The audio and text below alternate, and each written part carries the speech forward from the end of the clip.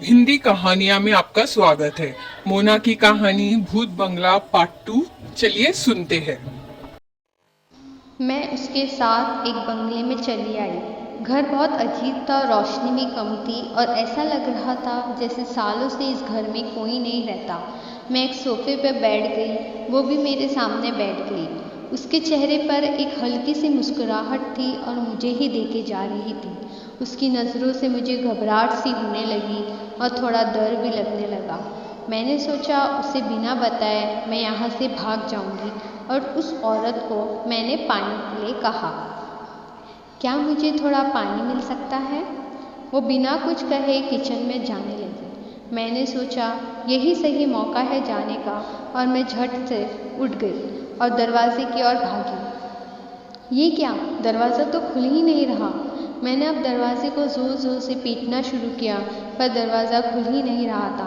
अचानक वो औरत मेरे पीछे चले आई और कहा, तुम अब इस घर से कहीं नहीं जा सकती।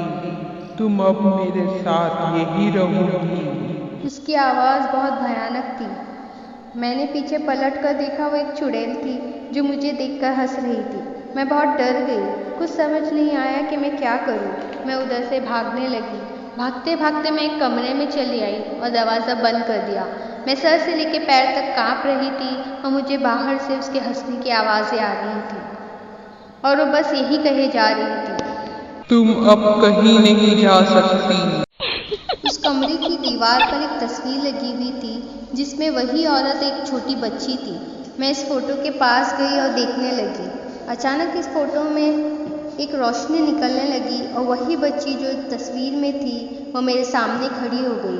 उसने मुझसे कहा, तुमने गलती की यहाँ आके, अभी वो तुम्हें नहीं छोड़ेगी, मार देगी। मैं रोने लगी और उस लड़की से कहा, मुझे बचा लो, मुझे यहाँ से निकलने में मेरी मदद करो। दरवाजा खोलो, मैं तुम्हें नहीं छोड़ूंगी। खोलो दरवाजा। उस लड़की को मुझ पर तरस आ गया, या फिर वो आई ही इसलिए थी ताकि वो मेरी मदद कर सके। उसने कहा, अगर तुम यहाँ से भाग भी गई तो वो तुम्हारा पीछा करेगी और तुम्हें फिर से यहीं आना होगा। वो सूरज निकलने के बाद तुम्हारा कुछ नहीं बिगाड़ सकती, इसलिए अब तुम्हें सूरज निकलने तक उससे बचकर रहना होगा। मैं उस लड़की की बात समझ गई और जल्दी से एक अलमारी में छुप गई। मैंने मेरी घड़ी देखी, 4 बजने वाले थे। मैं वहीं बैठी बस गॉड को याद कर रही थी। दरवाज़ा खुलने की आवाज़ आई। तुम मुझसे छुप गई, मैं तुम्हें ढूंढ लूंगी।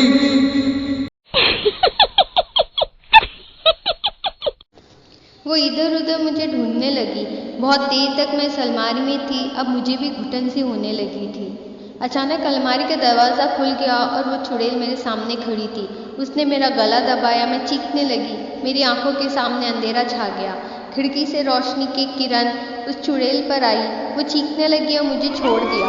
सूरज निकल चुका था और वो गायब हो गई। मैंने गॉड का शुक्रिया किया और वहाँ से चली आई। पर आज भी मैं जब ये सोचती हूँ तो काँप जाती हूँ। वो चुड़ैल रोज़ रात होने पर फिर से निकलती है किसी और की तलाश में। आप भी सावधान रहें, कहीं वो औरत आपको ना मिल जाए। ऐसे ही कहानियां सुनने के लिए मेरे चैनल को प्लीज सब्सक्राइब करें। तब तक के लिए बाय।